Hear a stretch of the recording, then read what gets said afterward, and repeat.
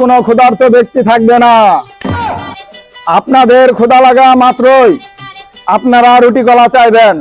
যদি এই মহল্লার কেউ রুটি কলা না দেয় তাহলে তার ডান হাতে, বাম হাতে নয় ডান হাতে সজোরে কামড় বসিয়ে দিবেন।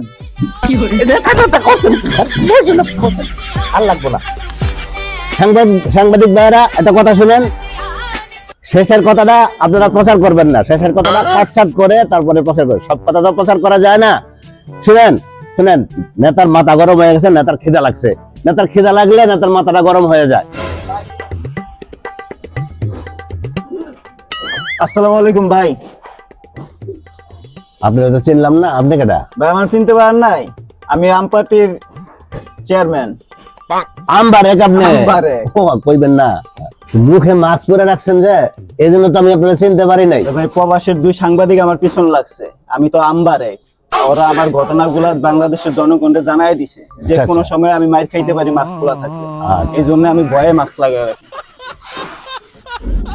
আসেন নেতার সাথে পরিচয় হন, নেতার সাথে পরিচয় হন। নেতা নেতা আমি আমবার এক, আম পার্টির চেয়ারম্যান। আমার জন্য কি আম নিয়ে আসছেন?